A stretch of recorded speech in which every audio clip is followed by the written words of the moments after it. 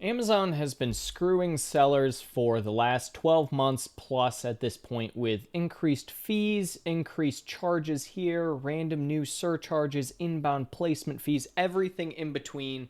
And it's about time that we stop blaming just Jeff Bezos for everything that Amazon does.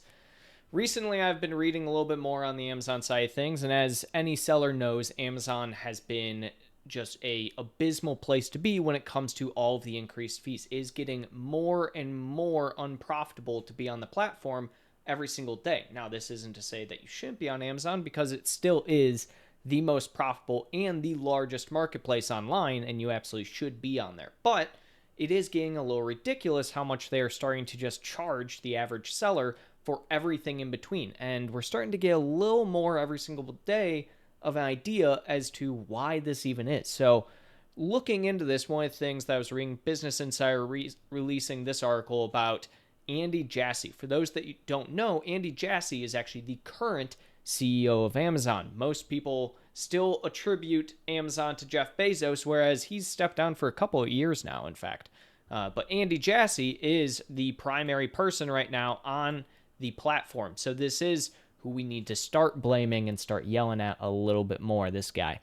Now, the big thing here is that they're essentially talking about how Amazon, when Jeff Bezos stepped down, had just lost its first $1 trillion, yes, you heard that, $1 trillion market evaluation in the stock market, and had about 2.7 billion in annual losses in 2022. From that time period, let's talk quite a bit about how Andy has come in. He's peppered long-term plans for making Amazon's retail and cloud business more efficient. His answers were grounded in facts, not sugarcoating, etc. And since then, they have risen not only above that 1 trillion market cap that they lost, but in fact, they have gone way above that, all the way up to a 2 trillion market cap for the first time ever. So you are seeing in real time that Amazon has been able to rebound from where it was in late 2022. Now, some big things to note when you're looking at this is, Amazon's stock price. It's gone up, it's gone down, and we can see some peaking after 2020. It goes up, and then it goes about down, and this is about the time in which Andy Jassy took over, and you can see it's just been surging ever since. Now, this can be attributed to many things, but more than likely, we can also attribute this to the fact that Amazon has had record-breaking profits in a multitude of ways. Another article released recently was this one of Amazon's advertising revenue jumped 24% in first quarter. This was this year. Amazon Q1 jumped up 24% for its total advertising revenue. Now, anybody who is currently on the Amazon platform as a seller knows that in the last few years, it has gotten ridiculously more expensive to actually advertise. Now, that has to do with a lot of factors, including, more sellers. We're seeing all sorts of Chinese sellers come in who are just throwing money at advertising. They can just be selling at a massive loss for the whole purpose of just selling and peddling all of their products, because they work off of a quantity, not a quality factor a lot of times. And past that, we're just seeing more and more competition on the platform, which in Amazon's case, they're saying, hey, we want you to even start spending more, and they're always going to recommend, obviously, the most expensive version of any type of advertising you do.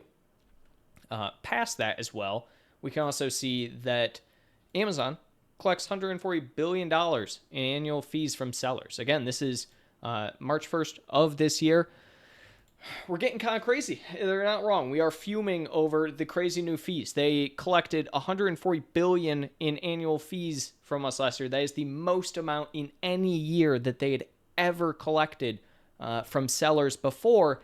And that's not even close to as much as they're going to collect this year. Why are they going to collect more this year? Well, because they're introducing even more fees. As many people know, they introduced the inbound placement fee this year. That is where Amazon is going to charge you based on having your inventory sent into their facility. On top of that, they now also introduced and have rolled out AWD across to all sellers, right? So that's another avenue for them to gain even more money, charge a little bit more fees on top of that. And past that, they're not really rolling out any new incentive programs. They say they're rolling out some things.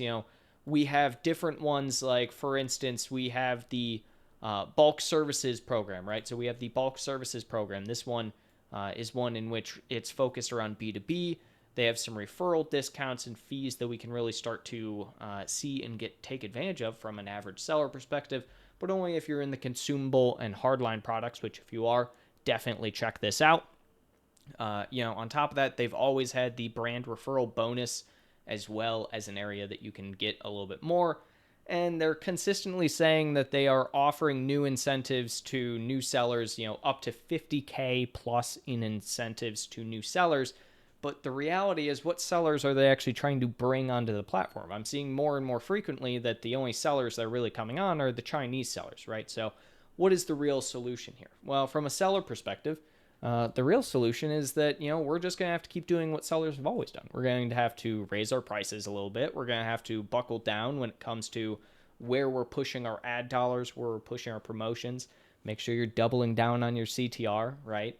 But the big thing is that, it hurts the end consumer more than anything at the end of the day. It's, you have all these fees piled on top. All it does is, make the end consumer pay, as the seller typically has to raise their price. We can only raise our price as a seller so far, right? Until eventually we're not going to be able to be price competitive, and price is the converting factor. And that's where the Chinese sellers are going to swoop in. So I'd really like to see from Amazon and Andy Jassy at some point in time, maybe Jeff Bezos if he wants to weigh in at some point, exactly what they're going to be doing for sellers. We're seeing these increased fees. We are seeing record profits from Amazon. Their stakeholders are doing amazing. Shareholders are doing amazing. But we're not getting a ton out of it, right? So some things that I would love to see. I think the number one thing that every single seller can relate to is improved seller support, right? That's the number one thing if you're looking at Amazon from a seller perspective that you want to see improvement on. Seller support. It is the most frustrating thing in the world. If they just improved seller support, I think, and made it so that, you weren't essentially rolling an 8-ball to try and get an answer, then I think that would definitely make it so that majority of sellers would be somewhat okay with a rise in fees at the end of the day. So I really want to see where Amazon's really going to keep taking all of these fee changes. My hope would be that after seeing some of these record profits, again, with the 140 billion in fees collected, 24%, which I believe is 12 billion in the first quarter this year in advertising revenue as well from sellers. I would really, really hope that we would start to see them lean up a little bit on the actual fees and maybe even cut some back.